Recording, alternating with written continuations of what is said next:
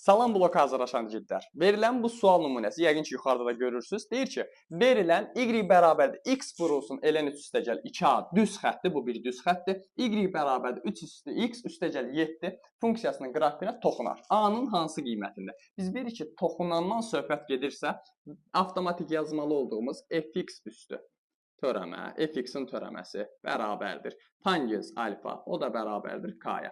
Baxırıq, burada verilən misalda, indi yuxarıda görərsiniz, verilən misalda bucaqdan söhbət getmir. Bunu atdım.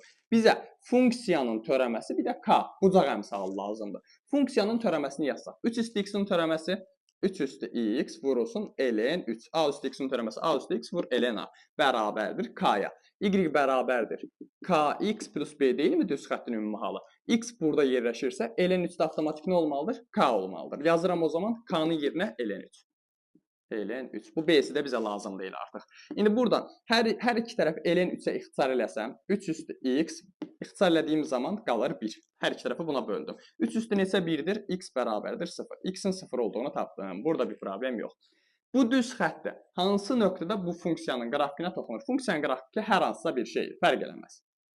Gəlir, buna toxunursa burada, o zaman hər iki xəttin burada koordinatları eynidir. Eynidir riyaziyyatda nə deməkdir?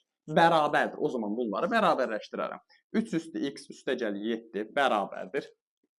X vurulsun ln 3 üstəgəlinsin 2a.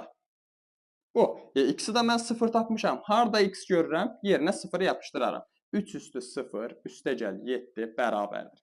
0 vur ln 3 üstəgəl 2a. Bu qədər bəsit. 3 üstü 0 1. Üstünə 7 gələndə 8.